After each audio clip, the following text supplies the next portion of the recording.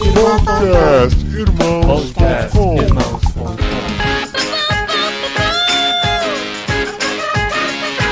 Olá, pessoas! Podcastirmãos.com de número 198 entrando no ar. Eu sou o Paulinho, estou aqui com a esposinha Adriana, que todo dia me ensina a arte do amor.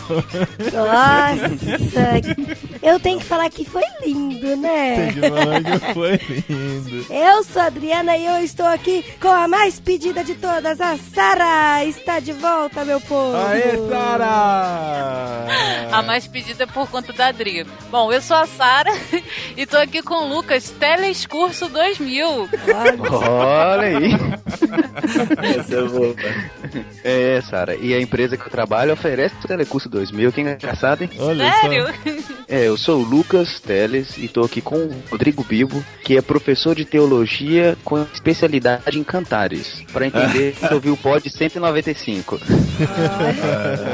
Tá certo, vamos ver se a gente é especialista mesmo. E eu sou o Rodrigo Bibo, estou aqui com a minha esposinha, estreando em podcast, a Xanda, que também manda em sala de aula. Aê, seja bem-vinda. Manda em casa e manda na sala de aula. Isso Manda em mesmo. casa e em sala de aula. Olá, eu sou a Xanda e eu tô aqui com o Paulinho, que é o que é porque já teve um professor na sua vida. Aí, é verdade. Ó, aí. a Xanda a gente pode chamar de Biba também, que ela não se ofende, tá bom? Isso. Às vezes fica mais fácil de lembrar.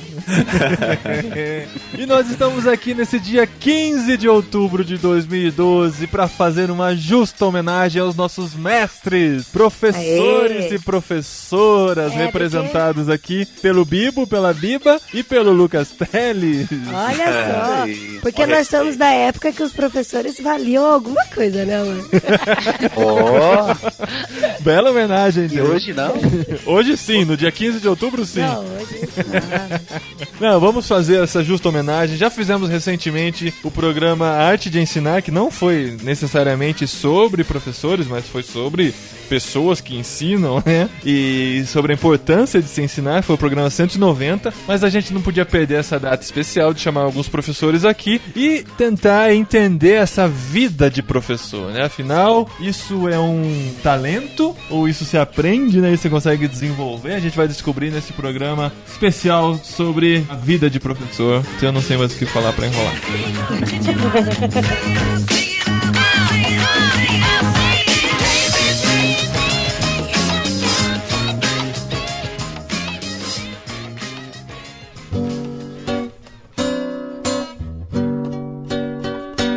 Boa tarde, boa tarde, boa tarde, querido professor.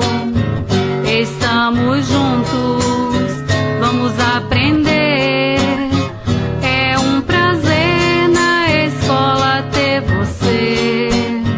Mas eu quero falar uma coisa de coração, eu admiro demais vocês. É demais, porque eu tive uma experiênciazinha bem curta como professora e eu já quase fiquei maluca, querendo bater em todo mundo. Quando eu tô escalada no berçário da igreja mesmo, pra dar aula pras criancinhas, eu fico, gente do céu, é a semana do terror. Tomara que as mães não estejam ouvindo esse programa, né? Mas a gente dá aula, a gente lê historinha pra Mas eles. a maior responsabilidade é fazer eles não chorarem pra voltar pro salão e atrapalhar o culto. Não, é o cultinho das crianças, amor. O canal é tirá-los do templo. É, exatamente. A ideia é essa, né? É por isso que tem tanto investimento em ministério infantil nas igrejas, né? Porque é o jeito de eles não atrapalharem o culto, né?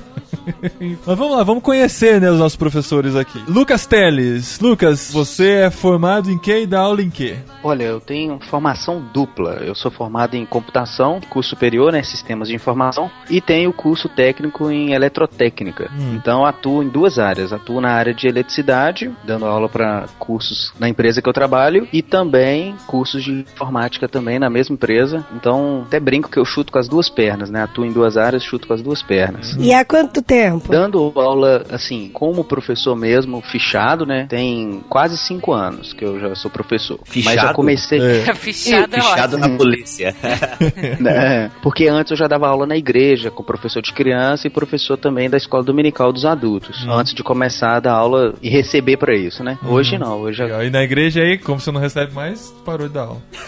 Não, claro que não. Na igreja, eu só gosto de pregar, assim, quando é escola dominical. Eu não gosto muito de pregar à noite. Eu tenho preferência de escola dominical, acho que é um pouco da característica, né? Eu prefiro sempre trabalhar com escola dominical. É uma pegada diferente, né, cara? Você conversar e dar mais uma aula do que uma pregação, né? Tem bastante diferença mesmo, né? Isso, totalmente. E quando você tá na pregação à noite, você tem que manter um pouco a seriedade. Eu sou muito brincalhão, então na escola dominical a gente fica bem à vontade, então é bem melhor. E Bibo, sua formação e sua especialidade não tem nada a ver com sexologia, né? Não, cara, sexo é só uma coisa que eu gosto mesmo, né? Ai, gente, a Sara tá entre nós. Temos uma solteira aqui. Mais outros centenas de dezenas de milhares de ouvintes. É um tema que eu sempre gostei, né? A gente volta a falar, vamos fazer outro programa sobre isso, aguarde o BTcast Teologia do Sexo, ok? Ai, não chame meu marido, por favor. Ok. Mas enfim, a minha formação é teológica, eu tenho 2 formações, a de teologia, que não foi um curso livre, eu fiz um curso reconhecido pelo MEC, de teologia, e também estudei filosofia. E agora estou pós-graduando em aconselhamento cristão e vou entrar no mestrado de teologia também. Você fez filosofia? Fiz, sabe como gente, é que é? Assim, eu nunca entendi alguém que faz filosofia. Também não. Sério, eu ficava pensando, por que a pessoa vai estudar filosofia? É por causa do orégano. Cara, que assim, Peraí, isso foi uma piada muito interna. O que tem um orégano? Isso foi piada carioca. Orégano, maconha. Eu não falei? Tá. Mas isso é verdade, hein, Bibo? Lá na faculdade que eu estudava, o pessoal que fazia filosofia, tudo era assim, meu. Aqui na do Rio tudo de era da Janeiro fumacinha. tem um monte de folhinha desenhada no prédio. Frases declarando o amor, a planta. A logo da filosofia é aquela marihuana. folha, né? Da maconha. Mas eu queria fazer filosofia, que é bem interessante. Não, é legal. E viajar é importante, né? Pensar sobre a vida e tal. Mas é que assim, a minha paixão é teologia, né? Teologia é o nosso esporte e tal. Mas o que acontece? Teologia, primeiro, não dá dinheiro e o movimento pentecostal valoriza muito pouco a teologia. Então eu pensei, poxa, hoje em dia a minha renda vem da faculdade teológica onde eu trabalho. Só que assim, eu não sei quanto tempo eu vou ficar ali dando aula, entende? E outra, se eu receber a conta ali da faculdade teológica, cara, onde é que eu vou procurar emprego? No jornal tu não acha assim, procura-se teólogo com formação em grego e em hebraico e que tenha noções, assim, não tem, né? Tipo, teólogo não tem. Pequenas igrejas, grandes negócios. Você tem isso aí também. Todo estado tem um negocinho do coraçãozinho vermelho. Para de falar isso. Olha, é verdade. Isso aí também, né? E meu amigo, minha amiga, você que está passando por este problema, eu tenho até o jeito pra coisa. Mas, cara, eu não tenho ainda coragem de ludibriar o povo, assim, entendeu?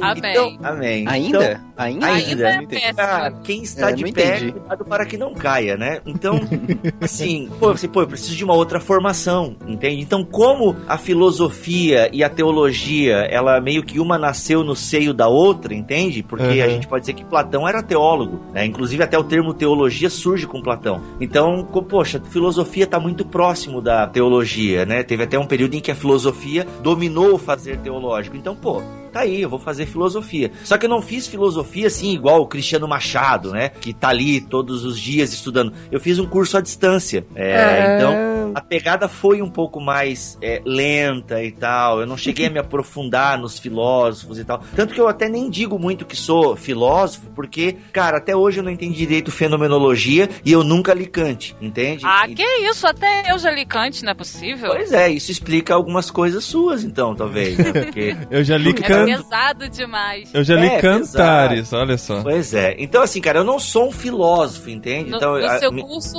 dizia que Schopenhauer era alemão e Platão era grego. Sim, tipo aí, não, o curso é bom, eu não vou dizer que o curso foi tão ruim assim, mas é que eu não me dediquei assim, entende? Tanto que daí, nesse podcast eu vou contar a minha experiência que eu tive com o ensino médio, que foi horrível.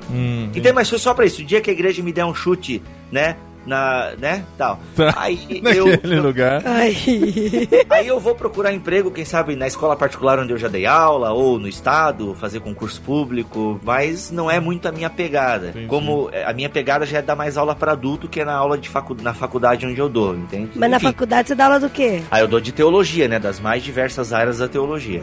Antropologia, história do pentecostalismo e por aí vai. E aí você não tem medo de gravar o BTcast e o pessoal começar a usar o que já tá gravado e não precisar mais de você? Não, né, o professor em sala de aula é fundamental, cara. Tanto que você fez no ensino à distância, né? Ok. Então, o ensino à distância tá crescendo muito no Brasil. Cara, nós temos um curso de teologia à distância na faculdade Refidim, inclusive, né? Eu sou professor da EAD também, só que eu digo que a figura do professor tá ali. Mesmo sendo à distância, tem que ter um professor. Não, né? com certeza. Um tutor, né? Pelo menos assim. Alguém que mostra, porque o professor não é aquele que ensina tudo, né? Aquele que mostra a porta e o aluno entra se ele quiser. Isso porque a gente só perguntou pro Bibo qual é a formação dele. Gosto de falar. Tá acostumado, Xanda? Ó. E você? Eu sou formada na Faculdade de Ciências Biológicas mesmo, pós-graduada em Planejamento e Gestão Ambiental. Se acontecer alguma loucura em sala de aula, eu tenho pra onde ir. E por isso que eu já fiz, assim, né? Eu ia fazer na área da educação, mas pra não ficar no mesmo barco, né? Optei por algo, né, mais retirado. E tô aí há 6 anos dando aula no ensino fundamental e médio. Quer dizer, médio é um pouquinho... Médio é 5 anos, né? E esse ano comecei a dar aula pra educação de jovens e adultos. Mas você dá aula do quê? De ciências? Ciências e biologia para ensino médio. Ah, tá. Então nós temos aqui pessoas distintas, né, de áreas diferentes pra gente poder abranger um pouquinho de tudo. Não temos todas as áreas, né? A gente não tem de criança, alfabetização e tal, mas todos nós somos alfabetizados, acho que temos histórias pra compartilhar dessa época. Fale por você, Paulinho. Fale por você. Cara, então já vou contar. Eu não sabia a diferença entre B e D no meu período de alfabetização. Só na segunda série que eu fui saber a diferença. Nossa, meu, como você lembra dessa peculiaridade, cara? Ah, fracas humilhação. Mas porque você tinha dislexia? B de burro! Não, cara, eu não sei. Eu não sei por que eu confundia o B com o D. Não, brincadeira, eu aprendi na primeira série ainda. Mas, cara, eu ia escrever, digamos assim, pôr uma palavra com B que não seja feia. Bola, obrigado. Eu ia escrever bola, eu escrevia dola. Né? Sério, eu não sabia da barriguinha pra frente e da bundinha, entendeu? Barriguinha e bundinha. Cara, é terrível. Qual o seu nome, Dido? Nossa, Dido é muito mais feio. Foi um trauma, cara. Foi um trauma. Isso aí, um processo de alfabetização bem traumático, assim. Ó, eu fui alfabetizado antes de entrar na escola, né? Na primeira série. Isso foi um problema, né? Hoje acho que já não é mais. As crianças já estão entrando, pelo menos assim, as crianças com famílias de classe média e tal, já estão, em geral, entrando alfabetizadas na primeira série, né? Acabam aprendendo muito em casa, no computador, na televisão, ou mesmo na pré-escola, eu acho. Ah, o André já sabe ler muito mais que a gente aí, né, amor? O André sabe todas as letras, cara. Com 2 anos, assim, ele sabe soletrar. Soletrar não, né? Ele sabe ler todas as letras. Isso depende muito da região. Aqui eu aprendi a ler com 5 anos. Na pré-escola eu já saí para o 3º período, eu já sabia ler.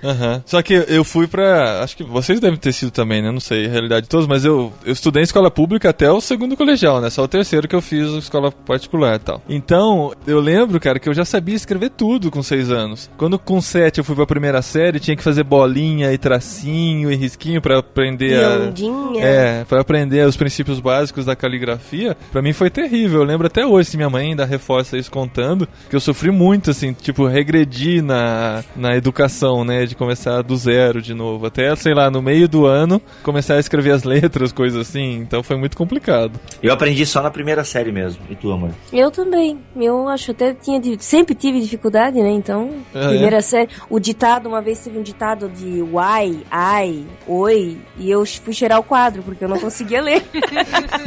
A professora colocou a gente cheirando o quadro, porque quem não sabia ler ficava de castigo. Ai, como já cheirou pó, então? Já cheirei. Por isso que eu sou professora hoje, né?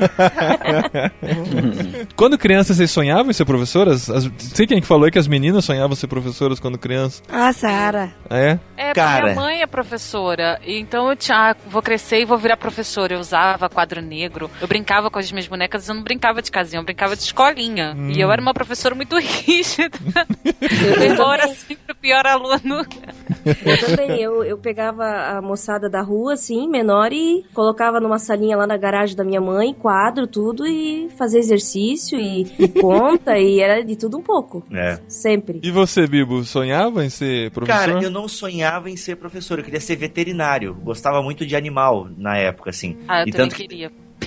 Eu gostava muito de animal, tinha livros e mais livros do reino animal e tal. E daí eu brincava, né, de escolinha também com os mais novos da rua. Mas isso foi lá em São Paulo, eu já morei em Itu, São Paulo, foi bem nesse período. Já morei em Itu. Aí na rua eu brincava, entendeu? E eu era o professor, assim, que ensinava sobre os animais e tal, mas eu não pensava em ser professor. Não pensava, eu fui querer ser professor, depois que eu entrei na faculdade de teologia, com 22 anos, 22, 23 anos, que daí que eu descobri que eu tinha aptidão, entendeu? Pra coisa. Mas antes, cara, eu não queria ser professor nem lasqueira. Gostei muito da novela Carrossel e tal. Acho que até a gente devia falar da novela Carrossel, cara. Porque quando eu tava na primeira série era todo mundo, né? Professora, por que tem que ser assim?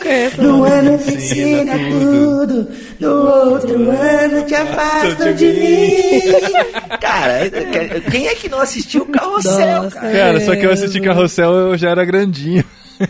Eu não tava na primeira série. Eu tava, sei lá, na sétima série já. Não, acho que eu tava na sétima série, Carrossel. Meu irmão assistia, eu assistia junto com ele. Cara, eu tava na terceira série quando passava Carrossel, se não me engano. Eu tinha disco, coisa arada e tal. E a gente se mudou pra Itu quando eu tava na terceira série.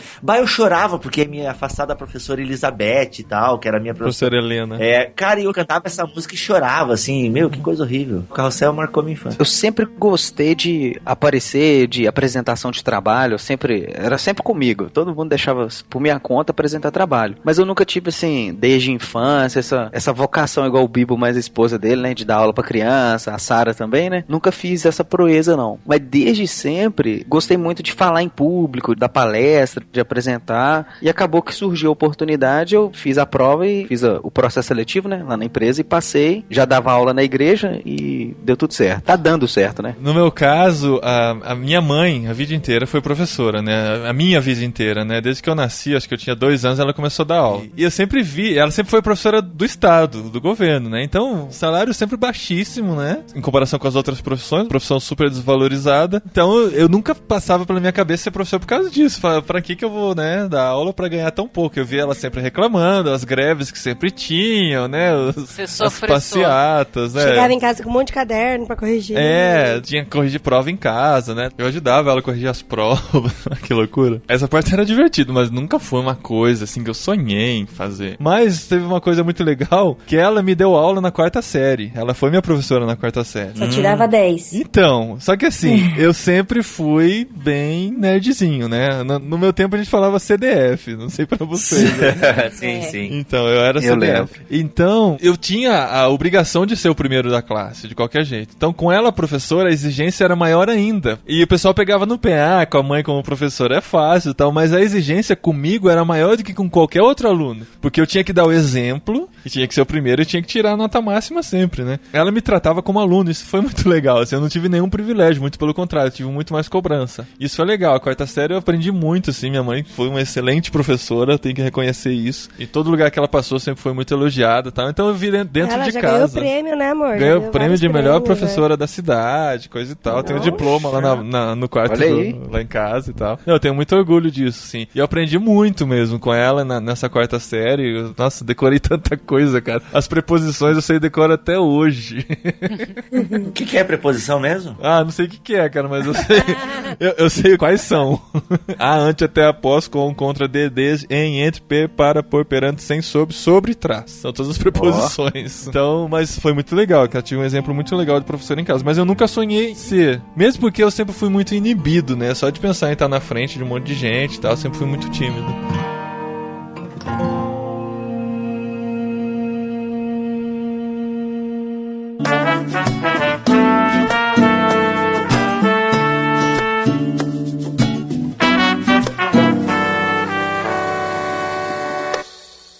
Professor, pela vida inteira eu vou cultivar tudo que você plantou em minha alma de aprendiz, que o saber é bom para servir.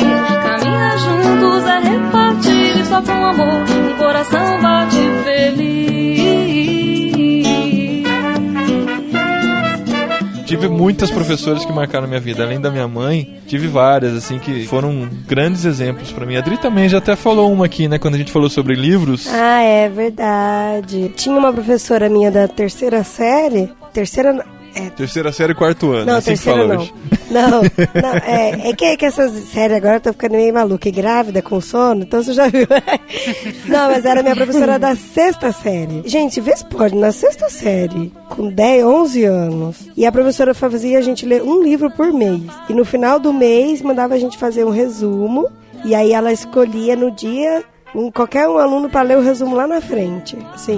Então você tinha que ler mesmo, não tinha jeito. Às vezes a gente copiava um do outro, mas depois ela levava para casa. E ela falou que um dia a gente ia agradecer ela, né? Eu falei isso no podcast dos livros que marcaram a nossa vida. Porque ela ensinou a gente que era gostoso a gente ler e fantasiar e viver aquelas histórias. Era muito bom. Eu tive muita bênção com um professor de português. É por isso que eu gosto tanto da língua hoje, sabe? Acho que todas as minhas professoras de português, de língua portuguesa, foram excelentes e trouxeram muito prazer pra leitura e pela língua mesmo, sabe? De você querer saber por que escreve daquele jeito e as regras de português e tudo mais. Foram muito marcantes assim mesmo. E eu só não fui dar aula de português, eu fui fazer letras porque não dava dinheiro. No fim fui ser missionário, né? Olha aí. Cara, eu sou uma negação em português. Na verdade, até o meu ensino médio eu nunca estudei direito. Eu sempre levei a escola meio nas coxas, sabe? E matemática mesmo, minha professora tinha bafo, porque eu não aprendi nada. Então eu tinha dúvida. Eu ficava na dúvida, porque ela, tadinha, ela era muito boa em matemática, mas, cara, não dava pra ela vir explicar na carteira. Tu ficava zonzo, sabe? E assim, a minha de português... sabe, professor com bafo é terrível, cara. Pô, é ruim. Porque ninguém pede. O professor vem aqui tirar uma dúvida na minha carteira. Não, ninguém quer, porque senão a pessoa mata tu, né, cara? E assim, eu sempre... Até hoje eu tenho dificuldade na língua portuguesa. Por incrível que pareça e tal. Já escrevi um livro, mas se não fosse o Word, meu livro seria um terror.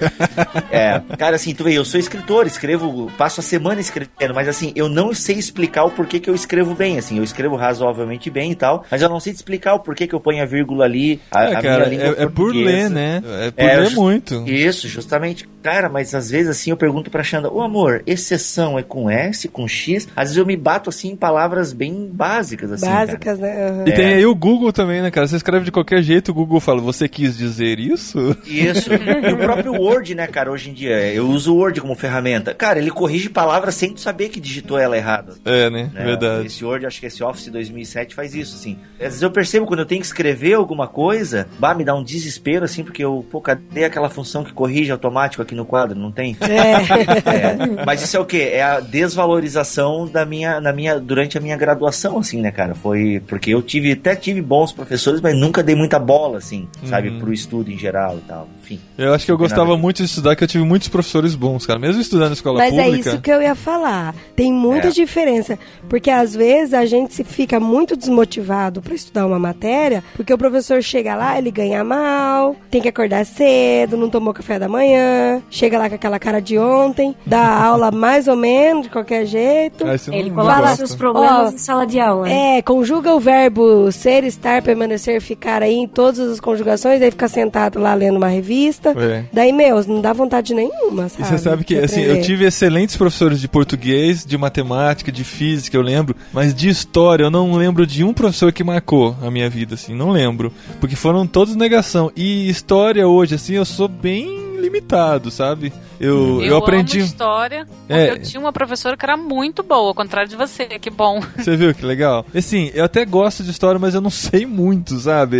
Até depois, assim, de adulto, de ouvir podcasts e pesquisar algumas coisas, eu acabo aprendendo. Mas do tempo de escola, assim, inclusive no vestibular, a minha pior nota foi em história, na prova geral, assim, por causa da dificuldade que eu tive, assim, de me apaixonar pela coisa, sabe? Eu tive um professor de física que tinha uma competição na minha sala, era eu e uma outra menina, a gente ficava disputando quem tirava a maior nota com esse professor. E ele fez uma coisa que me marcou bastante, eu lembro assim, até hoje, já tem quase 10 anos, mais de 10 anos, né, que eu estudei com ele. Ele levou a gente para assistir uma palestra de uma escritora de livro de física, a Beatriz Alvarenga, alguém já deve ter estudado com o livro dela. E foi numa universidade aqui na nossa região. E foi muito interessante que ele escolheu só nós dois por aí assistir, e isso ficou muito marcado pra mim. Até hoje eu tenho muita paixão assim, na área de exata, né? Eu só trabalho com a área exata, e muita paixão com física, e acredito que ligado diretamente por essa atitude dele de levar a gente para assistir essa palestra, que foi uma palestra fantástica. Ela estava lançando um livro e foi uma palestra fenomenal. Mas é isso que eu acho legal de professor, sabe? Professor que se empenha, que vai atrás, ele faz muita diferença na vida da pessoa pro resto da vida dela, gente. Pois Com é, certeza. às vezes os professores e os alunos não se dão conta disso, que às vezes ele muda a vida de uma pessoa, que a pessoa pode desenvolver uma paixão por uma coisa. Por exemplo, o Lucas teve uma profissão relacionada a isso.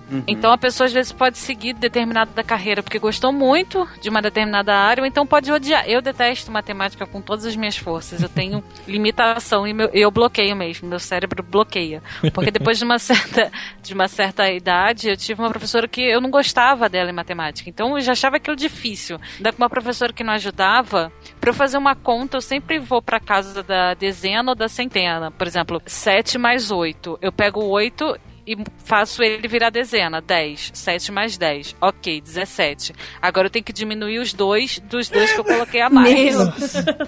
Eu não sei fazer Dá mais conta. trabalho, Sara. Dá mais trabalho, mas eu né? não consigo. 7 com 8, eu tenho que usar os dedos. Eu sempre uso ou números pares, ou no 5, ou a dezena. A dezena fica mais fácil. O matemática pra mim é muito visual. Eu penso no 7, penso no 8 e pra mim o 7 já tem 2 sobrando na imagem dele na minha cabeça, sabe? Que é o que passou do 5. É muito louco, assim. As coisas vão se encaixando visualmente na minha mente e eu vou chegando aos resultados. Matemática pra mim é visual também. Visualizei a calculadora. Não, detalhe que eu fiz análise de sistemas e tive que estudar integral e derivada. Derivada e integral, já nem lembro mais o nome. Não, mas você como análise de sistema, eu acho até justo. E eu fui farmacêutica. Tive que estudar cálculo 1, cálculo 2, integral, derivada. Meu, é muita sacanagem. Eu também. É Eu lembro muita de sacanagem estudar. isso. Eu lembro de estudar cálculo 1, 2 pra ver o rabo da lagartixa. É muita maldade. Não, Adri, meu. faz todo sentido. Você Sim. tem que calcular quantos ml tem numa gota pra receitar. E você sabe quantas gotas tem em 1 ml? Não. 20 gotas, olha só. Então, você aprendeu isso em cálculo 1 e cálculo 2. Pra que eu preciso saber que tem 20 gotas em 1 ml? Ah, e você né? precisa com farmacêutica, Adri, que não, é isso? É verdade, hoje já, mas É. não, né? Mas igual, hoje eu amo química, sou apaixonada por química. Se Puxa. química desse dinheiro, igual o Eu pessoal gostava fala assim, daquele negócio dos spins. aí você fez farmácia porque você não conseguiu fazer medicina. Não, eu fiz farmácia porque química não dá dinheiro. Depende, se você Por é quê? professor de cursinho pré-vestibular, você ganha muito dinheiro. Ou se você aprende a fabricar fazer drogas. Meu, a gente já fez droga lá na faculdade, porque Mato Grosso do Sul era porta de droga, né? Entrada e saída de droga. Aí a gente aprendeu a fazer refino de cocaína, várias coisas na faculdade. Peraí, Adri. Na faculdade? Como assim? Ué, na faculdade. Olha aí, Paulinho. Pra gente... E o que a gente tá recreio? fazendo aqui gravando podcast? No intervalo? Eu falava pro meu amigo, João, vamos fazer esses troços, porque pode ver no jornal, nunca é o farmacêutico que é pego, é sempre os outros caras, é sempre o distribuidor de droga, não sei o que tem. O farmacêutico não, ele sempre se safa. Mas você fazia por conta própria? Não, mas aí eu aceitei Jesus. Oi? Adri, conta direito. Você aprendeu os princípios, talvez. Não, na faculdade a gente fez refino de cocaína. Peraí, um professor deu essa matéria? Deu. Gente, Professor O nome do professor era Fernandinho Beiramar. Não, foi um professor, a gente tinha aula de toxicologia, era uma matéria anual, era 1 ano de toxicologia, porque o que acontece? Lá no Mato Grosso do Sul tinha muita gente que ingeria cápsulas de droga, e aí saía tudo no cocô. Aí o que acontece? O policial ligava pra faculdade e falava, ó, a gente pegou mais um, quer levar pros alunos? Pegava aquelas cápsulas e levava pra faculdade, aí ensinava a gente a detectar que aquilo era droga, entendeu? Era cocaína. E tinha umas que elas não eram puras, elas eram misturadas, aí a gente fazia o refino. É lógico, né? Não as do cocô, mas outros tipos, assim. Mas você mexeu com muito cocô também, né, Adri? A área de parasitologia eu tive. Credo. Mas Enfim. então, mas aí a gente ouçam aprendeu... o programa Vida de Farmacêutico que tem mais detalhes.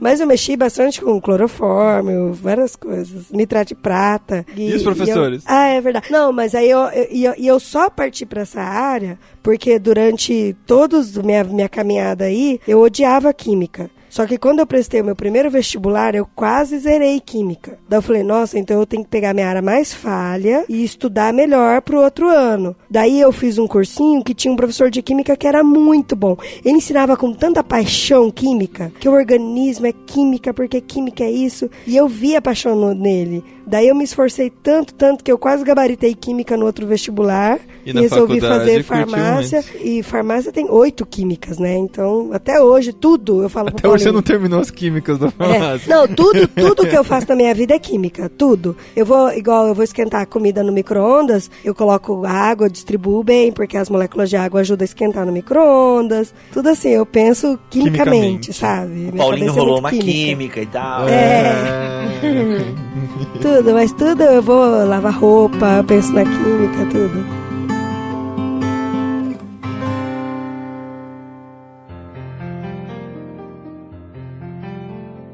Quem com pó de giz no lápis e apagador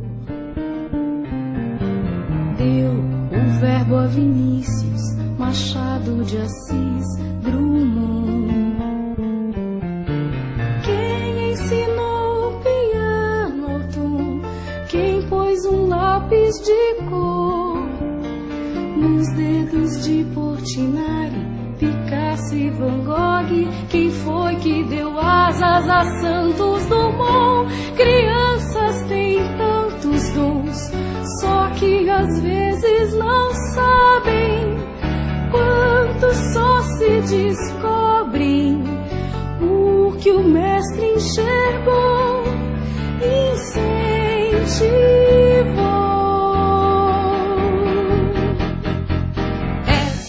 A gente tá falando aqui de professores apaixonados, né, cara? Infelizmente, eu tava lendo a revista Veja, li, né, ano passado ou retrasado, e a Veja saiu com uma pesquisa de que as pessoas com as piores notas é que estavam procurando a docência, ou seja, muita gente não apaixonada, ou até pessoas que não sabiam muito o que fazer. Dizem que quem faz administração é porque não sabe o que fazer, né? Aqui no Sul rolava assim um pouco essa acho que Brasil inteiro. Tem isso. Não sei o que fazer, faço administração e tal. E isso também estava acontecendo com pedagogia. Tipo, não sei o que fazer, vou fazer pedagogia, porque olha a mentalidade. Isso eu já ouvi de pessoas, né?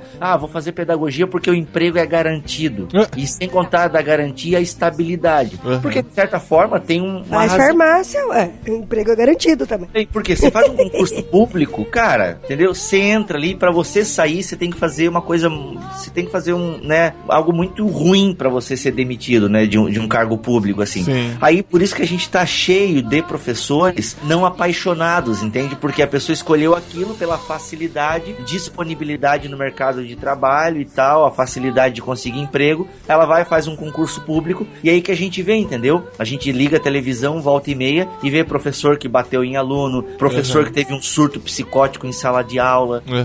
Essa questão do surto psicótico, às vezes eu vejo pelo outro lado. Na minha faculdade onde eu estudei, eu ficava mal pelos professores, porque os alunos entravam na sala e não queriam nada. A pessoa tentava explicar alguma coisa e não conseguia. Ainda tinha aquele famoso, quem quiser se retirar, pode se retirar. Então, às vezes, eu acho até que a pessoa entra num surto, não porque ela seja ruim, mas pelo contrário, porque ela é boa e ela quer passar uma coisa que o outro não quer receber. Ela tá fazendo ali o possível dela pra explicar e ninguém não tá nem aí pra nada. Até porque a profissão, ela tem muito essa coisa de fora, né, de sala de aula, né? Quando tu entra na sala de aula, tu tem que estar preparado pra dar tua aula, então tu quer ir com o teu objetivo até o final, né? E se tem os preciosos alunos, né, que a gente fala, quem quiser pode se retirar, não tem problema, a coordenação não vai saber, a gente e o infeliz fica na sala. Fica na sala. Com aquela carinha de safado ainda, né? Aí dá vontade de dar uns piti mesmo, né? Só que assim, tu vê, dá vontade. Por exemplo, eu e a Xanda, a gente deu aula no mesmo colégio, né? Eu dei filosofia e ela continua até hoje dando biologia nesse colégio. Ai, que bonitinho. Cara, assim, deixa eu te contar. Eu prego pra 2.000 jovens tranquilo, entendeu? Mas eu não aguentei uma sala com 20 jovens. Assim, adolescentes de 16 anos, aquela galera lá? Não, 15. 15. Né? Cara, assim, por quê? Eu chegava lá pra dar aula, eu não tinha controle, eu ficava nervoso, cara. Aí, passa a unha no quadro. O quadro não é mais o verde, é o branco agora. Então, assim, gente, cara, eu entrava em desespero. O que eu fazia? Eu não me estressava, entende? Os alunos sabiam que pra matar a aula comigo era só puxar assunto de filmes e séries, entende? Cara, eu passava a minha aula falando de séries e filmes e tal. Que bonito, senhor Bibo. Mas sabe o que pode acontecer, como tinha também na faculdade? A pessoa tá estressada, não aguenta mais tentar dar aula e não conseguir. Aí ela vai falar de futebol. Aí no final da aula, alguém ia na coordenação, então ficava comentando entre si, poxa, fulano não dá aula, fica só falando de futebol. Dá vontade de esganar a criatura. Não, mas sabe, eu perdi a paciência muito fácil quando eu tentava dar aula, entende? Cara, o que eu descobri? A minha pegada não tá aí. Porque antes também de dar aula no ensino médio, eu dei aula pro fundamental de filosofia. Meu amigo, aguentar aquele 5º ano, uma sala com 36 alunos... Cara, então assim, ó, cara, eu surtava, mas por quê? Porque eu não tenho talento com criança, cara. E sabe o que mais me dói? O CEDUC, né, onde eu trabalho, ele tem desde a educação infantil até a faculdade teológica. Ele é um centro cristão, assim, com todas as séries. É assim, e eu vejo esses alunos, né, cara, eles me amam, entende? Oi, professor Bibo, quando é que tu vai voltar a dar aula pra gente? E eu falo, nunca. Só quando eu for o zumbi, entende? Cara, porque não dá. Aí eu vejo aquelas professoras, assim, como eu vejo a Xana também, cara, por mais que tenha vontade de dar o surto em sala de aula, o amor à profissão e a essa faixa etária faz com que, né, por exemplo assim, Xanda, como é que tu dá a tua aula mesmo com esses alunos? Às vezes eu saio, fecho a porta, espero um pouco no corredor e entro de novo. Vamos dar um reset. A ameaça é por ponto. Quem não sentar e ficar quieto é menos um ponto na próxima prova. Eu vou abrir essa porta, sair, quando eu entrar, eu quero todo mundo em silêncio. Vamos começar de novo, né? Ainda dá certo, né? Ainda dá certo. Porque esses pra mim que são os heróis, sabe? Que dão aula pra pessoas que estão lá por qualquer outro motivo, menos pra aprender. Porque assim, eu tenho ensinado bastante ultimamente, mas eu tenho dado seminários, palestras, oficinas, que são coisas programadas que só vai quem tá interessado em aprender aquele conteúdo. As pessoas se inscrevem. As pessoas se inscrevem ou estão num congresso e tem 20 coisas acontecendo e escolhem a minha oficina pra ir lá assistir. Aí você dá gosto de ensinar que todo mundo tá lá, tá realmente interessado no que eu tô falando, né? É muito, eu vejo também que é a comunicação do professor com o aluno, porque é o que eu sempre comento com eles, né? Eu converso muito com os alunos e eu falo assim, ó, pessoal, a professora não está pedindo pra vocês amarem biologia, eu até gostaria, mas infelizmente cada um tem um dom, cada um vai se direcionar pra uma área e de repente você não vai gostar da disciplina, mas você tem que estar aqui, você tem que passar por isso, você tem que entender o que é a tua vida, o que é o teu organismo, o meio em que tu vive, então tu precisa assistir essa aula, né? Tu precisa fazer as atividades, tu vive em sociedade, não vive numa caverna, né? Então eu comento muito com eles isso e às vezes assim, tu vê até uma certa entendimento nessa parte, né? E eles falam muito, professora, mas pra que aprender tanto termo? Pra que esse nome tal? O que é retículo endoplasmático? Mas pra que serve isso? Né? Então é muito a pergunta. Se o aluno não vê pra que serve, ele nunca vai ter interesse, né? Pra que o complexo de Golgi? Eu nunca entendi o complexo de Golgi. Isso, e eu lembro muito, porque eu não posso esquecer de como eu fui aluna, né? Então eu lembro muito na minha época que eu perguntava, eu nunca fui bem em matemática, e por quê? Porque eu sempre perguntava, pra que serve essa conta? Pra que fórmula de Bhaskara? Pra que isso? Da onde é que eu vou usar? Pra que fórmula de Bhaskara? Entendeu? Então, até hoje a gente não descobriu, né? Pra que? Ninguém usa na vida o x ao quadrado mais 4x. Isso, a gente quer ser muito funcional. Se não tem aplicação prática na vida, se não vê o resultado imediato ali na hora, então é porque não serve. Isso é um dos pontos que atrapalha bastante o estudo, né? Porque nem tudo você vai ver as mitocôndrias. Pra quê? Pra tu não morrer. Essa é a respiração. Mas não pode falar isso.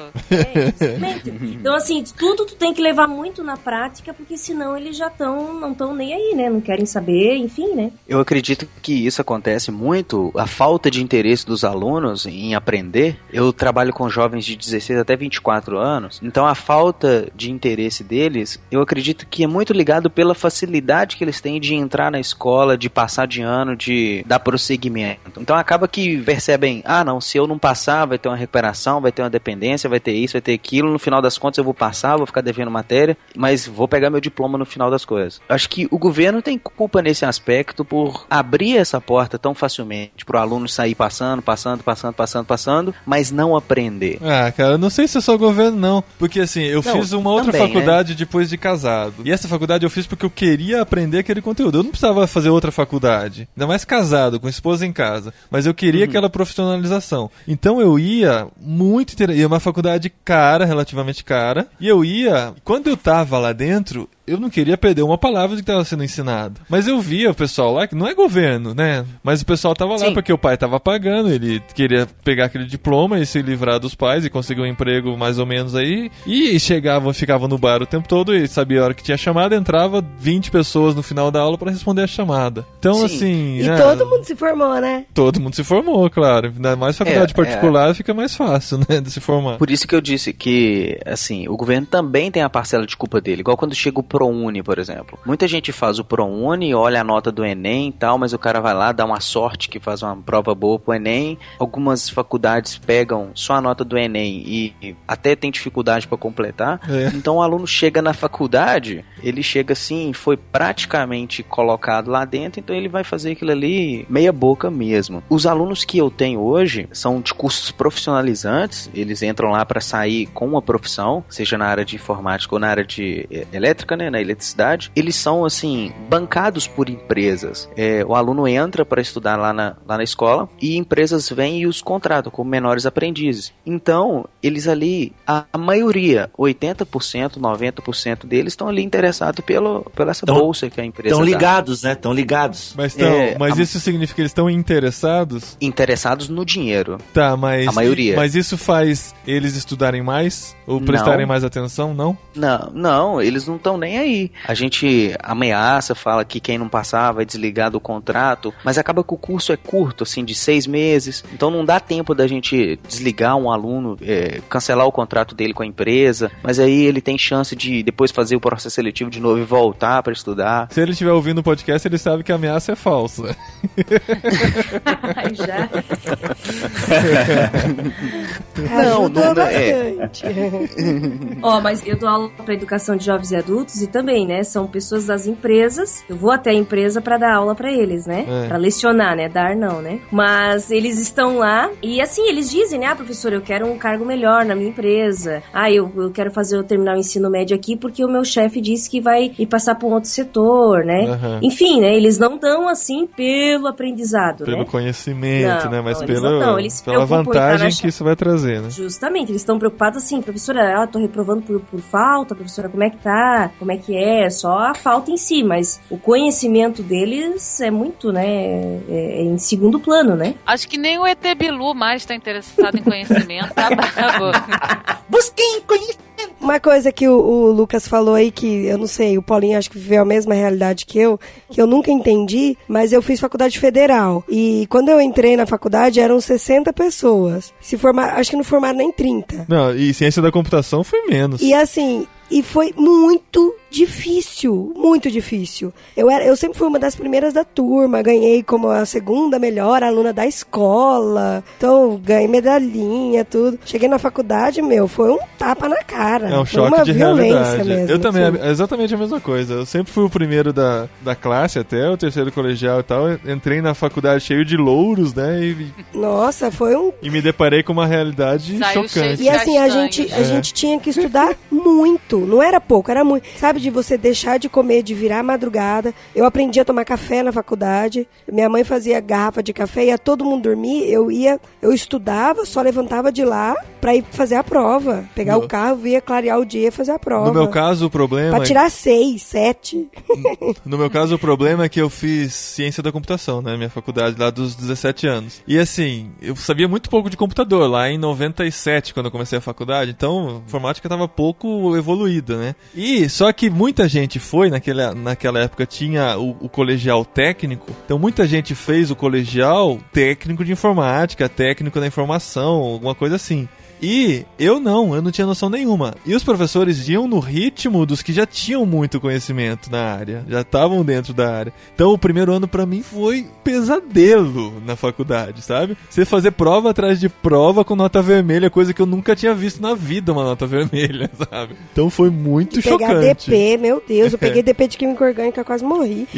Química Orgânica é a coisa mais fácil que tem no mundo no segundo grau, mas na faculdade é a pior coisa do mundo. E eu até falei no programa 190 que a questão das faculdades federais é o seguinte, das públicas, né? Os professores são concursados. Então os caras são muito inteligentes, são doutorados em outros países, não sei o que tem. Só que o concurso não avalia a capacidade que ele tem de passar a informação, de passar o conhecimento, né? Ele faz um concurso lá e tal, entra, mas você não tem como avaliar na prova se ele sabe ensinar ou não. Que ele tem o conhecimento, ele tem, mas se ele sabe ensinar, não consegue avaliar. Então, era aqueles professores que não sabiam falar direito, que falava do jeito deles e tal, que ninguém entendia nada, ou só quem já tinha conhecimento na área entendia. Então, nossa, eu sofri demais na faculdade federal. E aí eles elaboram aquelas provas super mega difíceis. Com linguajar que você não. Eu tive um professor de matemática na faculdade que, assim, ele chorava do lado de fora da sala e a gente chorava do lado de dentro, porque ele ficava nervoso. Não é possível que vocês não entendam isso, porque isso aqui é muito simples, é muito fácil. Aí ele ficava irritado e afumado lá de fora. Você via que ele tava fazendo cara de choro. E a gente dentro da sala, quase chorando também, se matando, porque não entendia o que ele tava falando. A gente não alcançava. Eu tinha um professor que ele falava olhando pra parede. Ele dava aula olhando assim pra... Eu também Mas sabe, a parede em cima da porta de entrada. Então ele ficava virado de lado mesmo. Assim. Será que é o mesmo professor, gente? Aí um dia a gente escreveu um cartaz e colou em cima da porta. Professor, olha pra nós, por favor. Muito bom, muito bom. Gente, eu ficava jogando truco na sala com esse meu professor. Que não olhava pra gente, jogava xadrez, truco, porque ele não olhava mesmo. O que o Paulinho e a Adriana falaram são a experiência que eles contaram, porque eles queriam alguma coisa estudando, né? Queriam aprender, queriam também um diploma. Passar de ano também, Também. Mas hoje, pelo menos assim, eu digo da minha realidade. A escola tem alguns projetos, assim, de parceria com o governo estadual e governo federal. Então nós temos lá alunos que vêm de programas do governo estadual. Esses alunos fazem um processo do governo estadual e vão estudar conosco. Ótimo, vão fazer um curso técnico, um curso de aprendizagem e vão estudar conosco. Outra turma do governo federal. Mas esses que vêm do projeto, né, do programa do governo federal, eles são os remanescentes, aqueles que não conseguiram passar do governo estadual. Então, assim, o nível já caiu bastante. Acaba que muitos deles estão ali interessados em ter uma profissão, em aprender, mas por outro lado a gente tem alguns que só Jesus para ter misericórdia da gente, porque vão ali só por causa da bolsa, né, como eu falei, da bolsa das empresas, e simplesmente para passar o tempo. Mas não dá pra reprovar o camarada? Dá. Porque assim, igual da minha faculdade, todo mundo era reprovado. Ou o neguinho estudava, ou ele era reprovado. Tem dessa, sabe? O sistema que a empresa que eu trabalho adota é um sistema assim de tentar fazer o aluno aprender, de tentar recuperar de todas as formas. Então, infelizmente, a gente não tem aquela... Dá pra fazer, mas não tem aquele muito recurso de reprovar o cara e tirar ele do curso. A gente faz, mas acaba um curso de 6 meses, por exemplo, curso de 400 horas de aula. Como que você vai reprovar um aluno num curso tão pequeno desse? Não tem jeito, no técnico é mais fácil. Agora, num curso tão curto, é meio complicado. Você faz ele perde nota num, perde nota no outro, no final não pegou o certificado, mas ele passou o período, os 6 meses de curso, ali te enchendo o raio da paciência. Então, é um pouco difícil, cara. É um pouco difícil nesse aspecto. Quando a gente dá aula pro técnico, aí a coisa é mais séria. Quando a gente pega alguma turma de técnico, aí dá pra apertar. Agora, quando é aprendizagem, é mais complicado. Eu gosto mais de dar aula na aprendizagem do que no técnico, mas tem os prós e os contras, né? Por que eu saí de dar aula do ensino fundamental? Cara, eu chegava louco já, eu começava dando aula pro 6º ano, entendeu? Então eu chegava, sentava na cadeira e botava o pé em cima da mesa. Aí, cara, e se enrolava a aula inteira e tal, porque assim, até porque filosofia pro ensino fundamental com a apostila do positivo, é bem assim, o que é o amor, né? Essa coisa assim, toda bem nonsense, assim, bem zen. É legal até de dar, só que, cara, eles não queriam prestar nada, eles conversavam. O cara chegava lá, botava o pezão em cima da mesa, aí cantava, ensinei até uma musiquinha pra eles. Quando eu queria silêncio, eu começava a cantar a musiquinha. Everybody say hey! Daí eles repetiam. Hey! Everybody say ho!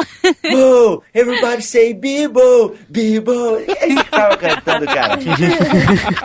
Então assim, cara, eu passava... Daí eles falavam que eu era o melhor professor deles. Mas por que eu era o melhor professor? Porque eu não dava aula.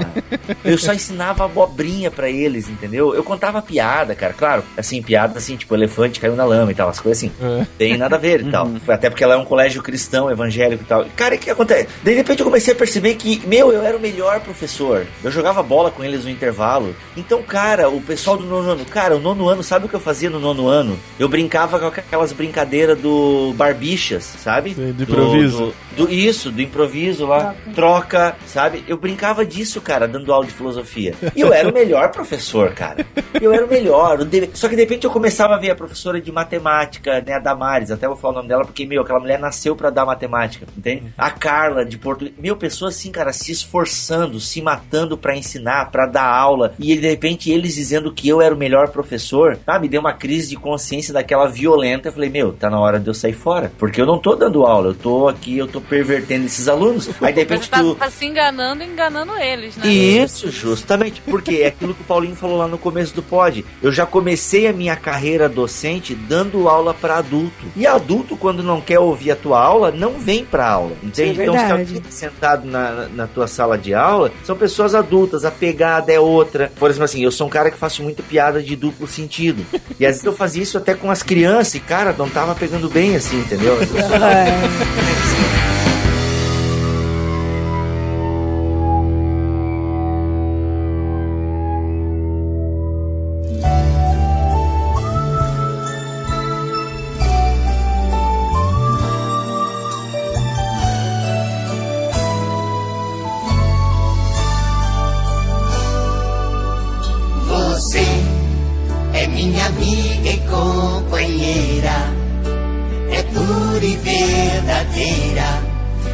Pessoa que me faz feliz. Você que me ensina a aprender a ler, me dá versos para escrever, faz da escola um mundo bem melhor. Eu chamo você de tia, você é meu sonho de cada dia, é tudo nessa vida que eu pedi pra ter. E aí, professores, o que pode desanimar? O que pode fazer uma pessoa se desmotivar da aula? Vocês já falaram algumas coisas aí, mas o que mais a gente consegue listar aqui? É uma série de fatores que podem desmotivar, né, cara, professor? Tem a questão da coordenação, que é uma coisa que a gente conversa muito aqui em casa também. A coordenação pode desmotivar um corpo docente, como pode botar o corpo docente lá pra cima, né? Se tu tem uma coordenação que joga do lado dos alunos, os professores estão acabados, cara. Entende? Então, o cara já ganha mal, porque os professores, a grosso modo, ganham mal. Ainda tu vai dar aula, tu não tem ninguém do teu lado, porque a coordenação que era para estar do teu lado tá do lado dos alunos. Então, tu tira um aluno de sala de aula, por exemplo, que já aconteceu comigo, e volta e meia Xana também tira uns da sala de aula. Aí, de repente, ele vai lá pra coordenação, daí, de repente, a coordenação te encontra no corredor. Dá uma aliviada lá com o fulano, porque ele tem problema em casa, sabe? Mas quem é que não tem problema em casa? Uma coisa de professor, e quando eu dou seminários e tal, tem isso. Você não é professor só quando você tá lá na frente das pessoas, né? Você tem que preparar. Tem uma coisa que a gente não sabe quando a gente é aluno, que existe uma preparação de aula, né? Justamente. Talvez quem já tem tantos anos de experiência, já dá a mesma aula todos os anos, não prepara mais. Mas tem que se atualizar. Tu tá lá na frente e tu tem que vir pronto, né?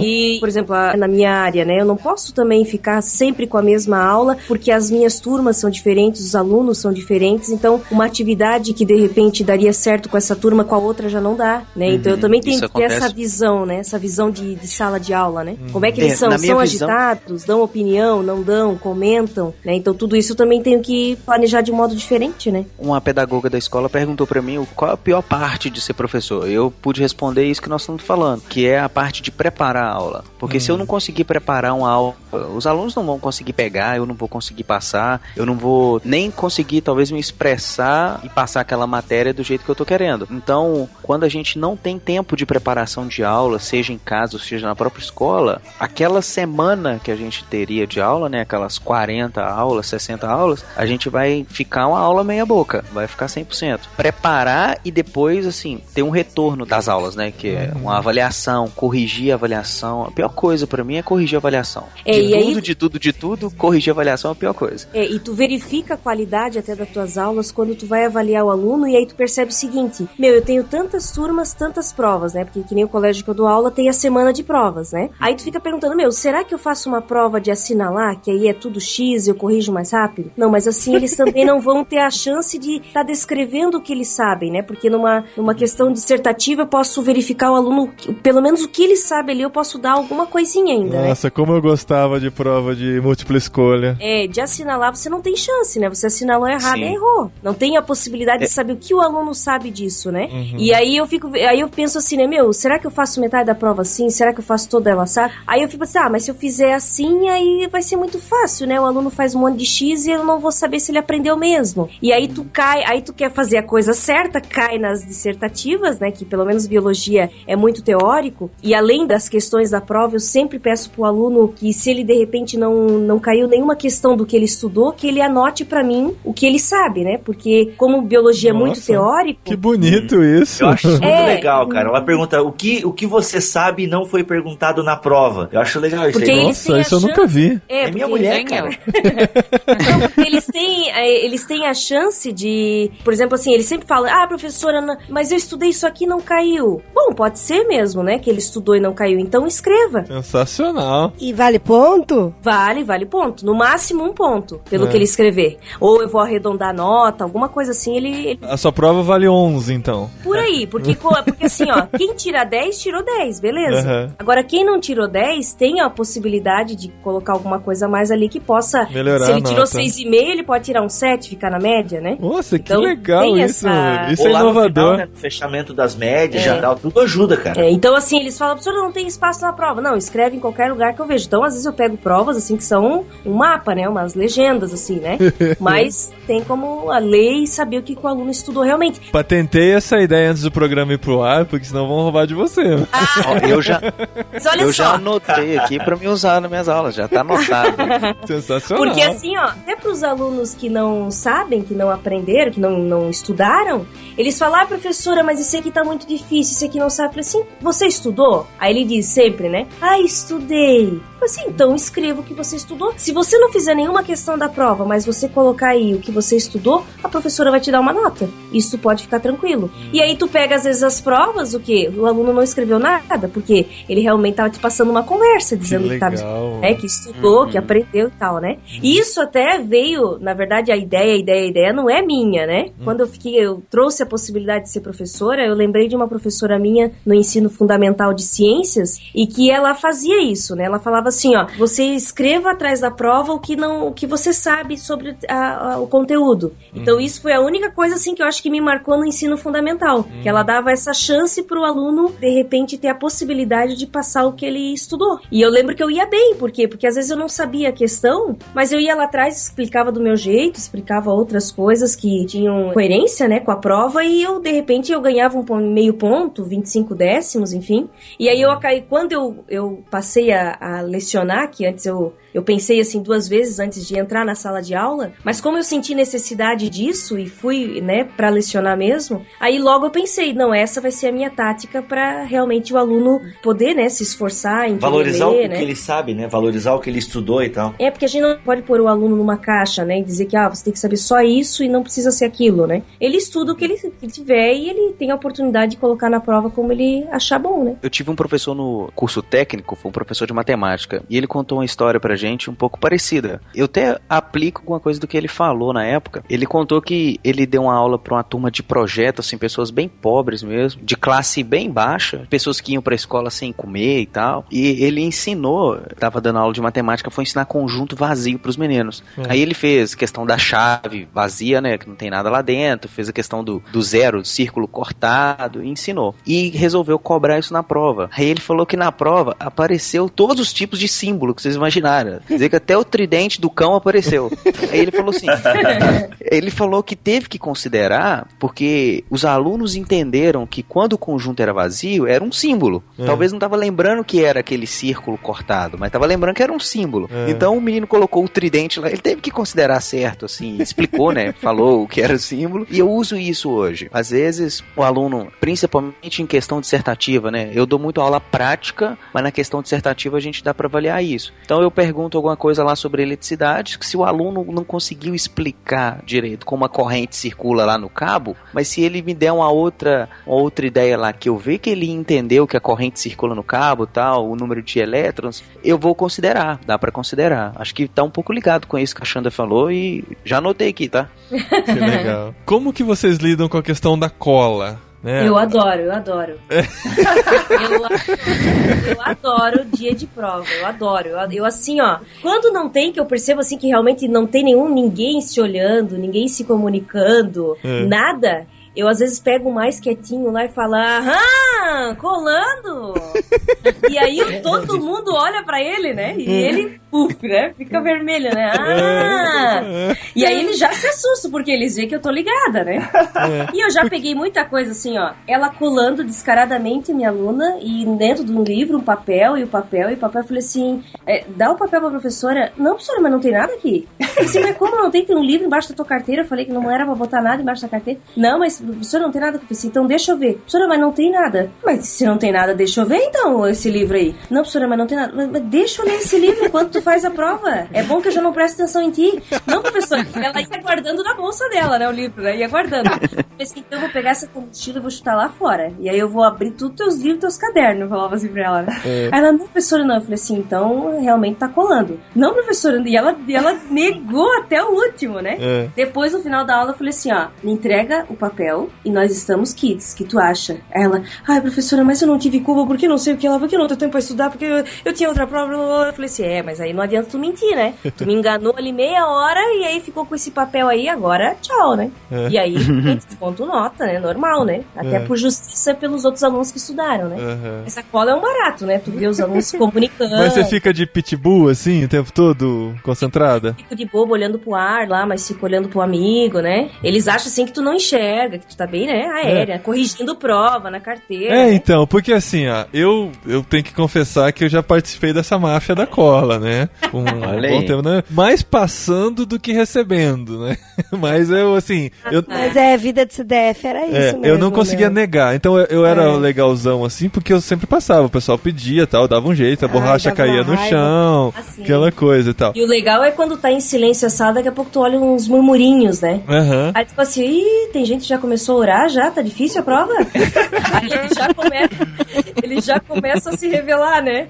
Ô, professora, não é assim. Eu falei assim, não, ora pra Jesus mesmo, pode se ajoelhar aí, mas sabe que aquela coisa, tu tem que orar pra pedir um 10, mas também estudar, fazer a tua parte, né? Aí eles já ficam tudo se ajeitando na carteira, né? Porque é um barato. A gente sentia os professores, era fácil, né, de você saber o professor que tava realmente interessado em procurar quem tava colando, e tinha o professor que tinha a pachorra de sair na hora da prova. Queria mais que colasse, né? Tá nem aí, né? Não, ele saía, ou ficava batendo papo, assim, chegava outro professor, ou sei lá, algum outro funcionário da escola, e chegava na porta, ele ficava encostado na porta, batendo papo. De 10 em 10 minutos ele dava uma olhada pra dentro da sala, dava aquela escaneada com o olho, assim, e voltava a conversar. Aí, assim, a gente não... Eu não conseguia entender se o professor não sabia que a gente tava colando, ou assim, não tava nem aí pro que tava acontecendo dentro da sala de aula. Eu acho que tinha professor que preferia que o aluno colasse do que ficar um monte de gente com nota baixa nele. Quando chegar o caso de chegar a coordenação e falar assim, sua aula é uma porcaria, porque todo mundo tirou nota baixa, então deixava mesmo era colar. A gente não conseguia enxergar esse lado, né, na época. Eu fiz uma coisa uma vez com meus alunos que eu fiquei até com dó depois, mas eu pensei assim, foi bom pra eles aprenderem. Eu fiz prova de marcar, totalmente marcar, 5 tipos de prova na sala de 20 alunos. Então, ele não tinha ninguém perto dele com a mesma prova. E os alunos, assim, eu fiquei bem tranquilo nesse dia e deixei eles olhar um do outro e tal, e eles terminaram a prova super rápido, assim, coisa de meia hora no máximo, me entregaram a prova. Na hora de corrigir, eu corrigia, assim, sorrindo pra eles, né, corrigindo na sala de aula e fui marcando várias erradas, assim, a turma inteira afundou porque eles ficavam olhando um do outro e... Mas a gente sacava fácil, cara, quando o professor fazia isso, sabe? Era só ver o tamanho das alternativas de quem tava do lado, porque as alternativas não são sempre iguais, né, tipo a A é mais comprida, a B é do meio, assim. Aí eu olhava a primeira e via aqui do lado o tamanho da alternativa é diferente, já falava, não dá pra olhar olhar a posição, né? Tem que olhar o tamanho da resposta.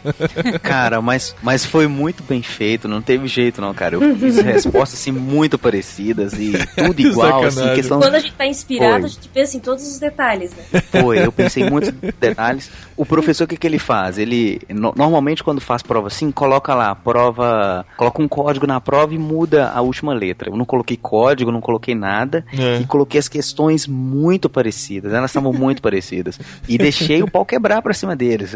Eles ficaram chateados comigo. Eu falei assim, gente, vocês têm que aprender que colar aqui não vai adiantar, porque quando a gente chegar na prática, né, a gente trabalha muito com teoria e prática, então quando a gente chegar na prática que a gente for fazer, se não souber a teoria, na prática vocês não vão conseguir fazer o que tem que ser feito. Então vamos aprender aqui, vamos levar com seriedade, e colar não vai adiantar não, porque na prática eu vou avaliar um por um. Esse discursinho do professor entra por um ouvido e sai pelo outro do jeito que entrou, cara. Ninguém tá interessado. Infelizmente. Em questão de provas, assim, os alunos já perguntam, professora, é prova diferente? Eu falei, é diferente. Ó, pessoal, cuidado, porque vocês vão olhar pra prova do amigo, vai estar muito igual, mas prestem atenção porque são provas diferentes. Então, assim, no final, quando eu entrego, é tudo igual, entende? Claro que eu não faço isso consecutivo, né? Porque senão eles já sabem, né? Mas eu entrego, professora, era a mesma prova? Era a mesma prova. Ai, a professora disse que era diferente. Eu falei, eu acho que eu me enganei, era com a outra turma. Então, assim, tu acaba vendo questões que eles erraram mesmo porque colaram. As coisas lindas, assim, né? Eles não leem, né, a questão também, né? Então, respondem como querem. Né? Pô, essa vida de professor é emocionante. Se tu fazer dela emocionante, ela é, né? De certa forma é divertida. Né? Dá pra rir bastante corrigindo prova, né? Nossa, demais, cara. Eu vejo assim, dar aula pra adolescente, eu acho que tu tem que lembrar um pouco também da fase que tu foi adolescente, né? Então tu também tem que viver com eles isso, né? Porque se tu se coloca como professor, mas como aquele, né, general que tá lá na frente, tá ensinando e todo mundo tem que aprender, tu vai se frustrar no final, né? Tu vai se frustrar. Então, assim, se tu visualizar eles, né, com a idade que eles têm, com a onda que eles levam, né? E muito do cotidiano dele, das músicas que eles, né, escutam, e tu passar isso na tua aula, né? Pô, a professora também escuta essa música. Nem escuta, né? Mas tu decorou uma letra lá, que geralmente eu entro na sala cantando pra eles ficarem quietos, né? Que comédia. Ou eles falam, professora, é isso, aí tu já inventa um funk lá do até o chão, e aí eles já ficam tudo em silêncio, né? Então, assim, pra tu impressionar eles, pra eles verem que tu é parecida com eles, né? Tem um pouco deles em ti, né? Aí eles vão prestando atenção, eles vão cooperando, né, contigo, né? Pô, que legal, muito legal. Quando a gente curte o que faz, né, e se empenha pra fazer disso uma coisa interessante pra todo mundo e tal, pra fazer diferença na vida das pessoas. E aí a gente vê a vocação por trás disso, né? Você precisa ter talento de verdade, você precisa gostar do que faz, né, se empenhar e melhorar cada vez mais. A gente vê a diferença, né, dos professores que são realmente apaixonados pelo que fazem, né, Bibo? É verdade. Não, eu amo dar aula, né? Só que eu gosto de dar aula pra adultos, entende? Gosto até de dar pra jovens e adolescentes, mas é outra pegada. Tem alunos desinteressados até mesmo num curso de teologia, às vezes. Eu não dou muita bola, não. Entende? Porque, a grosso modo, 98% da turma é interessada e participa e interage contigo. Eu acho que eu sou relativamente um bom professor. E, cara, então, quando tem aquele também desinteressado e tal, e ele cola, eu não dou muita bola. Claro que quando eu tô em sala de aula, eu não deixo ninguém colar. Mas é pouco, assim, também a cola. E, nas matérias que eu dou, eu procuro fazer também pouca prova formal, assim. Pessoal, pega uma folha aí, respondo as questões e tal. Eu faço pouco isso. Eu faço seminários, né, para eles apresentarem às vezes, ou peço mesmo um fichamento, uma resenha, ou se faço prova, faço em dupla e tal. Até porque aquela coisa também, corrigir prova, cara, eu odeio a parte burocrática de ser professor, entende? Então assim, cara, diário e correção de prova, eu vejo essa daqui, cara, essa daqui no caso é minha esposa, apontei o dedo pra ela, né? Eu achei que você tava apontando pra uma prova. Eu vejo essa daqui porque... Eu vejo essa daqui, cara, às vezes domingo, entende? Pô, a gente quer assistir um Fringe e tal, pô, ela tem prova pra corrigir. E, cara, não, eu não quero isso pra minha vida não, mano. Eu vou lá, dou aula, faço um trabalho e tal, e vamos junto, entende? Quer colar, meu amigo? Eu tô com pena da tua igreja, eu tô com pena do grupo que você tá liderando. Não pode colar na vida, né, cara? Isso não tem como. O estudante de teologia que cola, ele vai pegar os sermões do Hernandes Dias Lopes e vai ler lá na frente, né? Cara, é verdade. Só que no meu caso, até bom fosse do Hernandes Dias Lopes, né? Ele vai pegar a boca do Marcos Feliciano. Ai, que horror!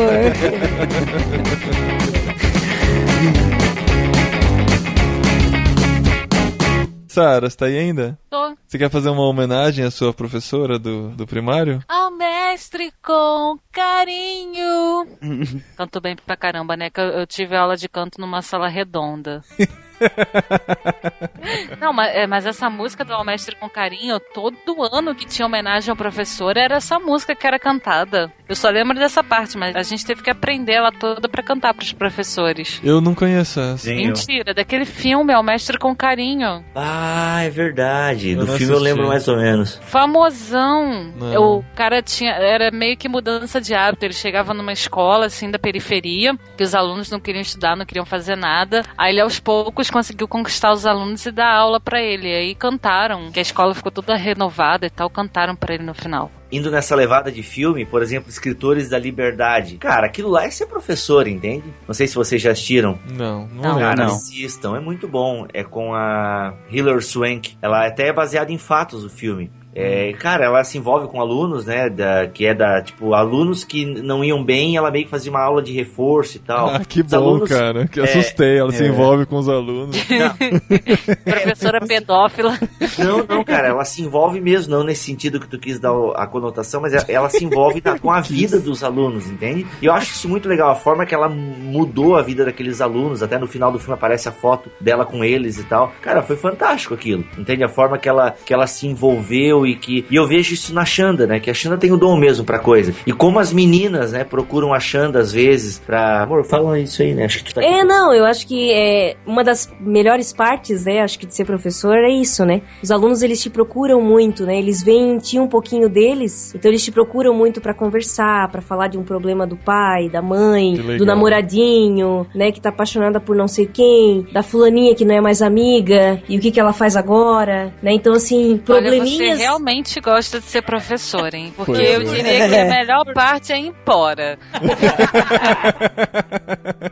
Então eles procuram bastante pra conversar e eu acho isso legal, né? Porque eles procuram alguém de confiança pra tratar de alguns assuntos, às vezes até de problemas familiares, e tu tá ali ouvindo e eles às vezes até choram pra ti, né? E, né, comentam algo que eles até não falam com o pai em casa ou com a mãe, mas eles estão te escolhendo pra aquilo, né? Então a gente se faz importante na vida deles, né? A gente O tem duro é pouquinho- que você acaba se apegando muito com o aluno, depois na hora que muda de turma deve ser difícil também. Ah, sim. Mas assim, por exemplo, o colégio que eu leciono, né, cada turma que vai passando é a mesma, né? Então, só no 9º ano que eu não dou aula, que aí é Química e Física, eles optam na escola por realmente um professor de Química e Física, né? Então, quando a gente, né, dá aquela separada, um pouco a gente se alivia, né? Porque tem alunos ali que, desde o 6º ano, 7º, 8º, né?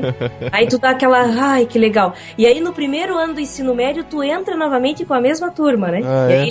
aí eles veem novamente tudo junto e as turmas, elas entram, poucos são os que saem, né, do colégio, né? Então, praticamente todas as vezes vem até do maternal tudo junto, né? Nossa. É um colégio muito, assim, as salas são pequenas, e os alunos, assim, durante anos estão totalmente juntos, assim, né?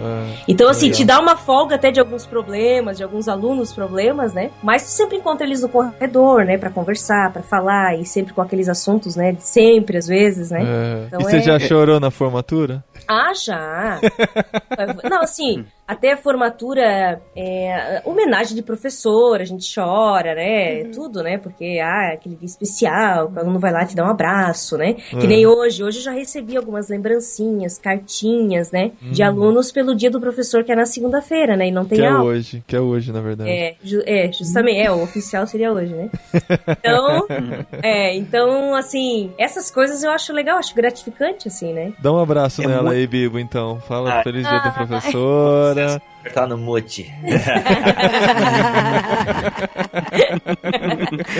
É muito gratificante o feedback que os alunos dão, assim, depois que estão na vida profissional, né? No meu caso, a gente prepara o aluno para ser um profissional. Então, quando eu recebo, assim, alguma notícia que um aluno tá no mercado de trabalho, tá exercendo aquela profissão que eu ensinei para ele, e ele tá se dando bem, e ele mesmo chega agradecendo a gente, é uma das melhores coisas que a gente, que eu posso ouvir de um aluno, é isso. Então vamos todos procurar nossos professores no Facebook.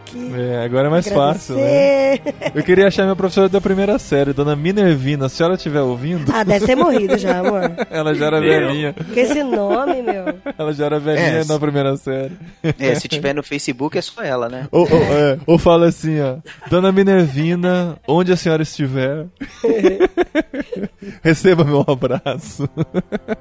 Mas parabéns aos professores nesse dia especial. Parabéns pra minha mãe, que de vez em quando ouve podcast. Se estiver ouvindo aí, parabéns. Obrigado pelo que significou na minha vida você como professora, além de mãe. E todos vocês estão ouvindo aí, parabéns. Feliz dia do professor. Amém. Professora! Amém. Porque tem que ser assim. Vamos cantar então, Um vai. ano me ensina Eu não sei cantar. tudo, e o outro ano te afastam de mim. Professora, que corrige os erros meus. Ensina a dizer te amo, mas não ensina. Adeus.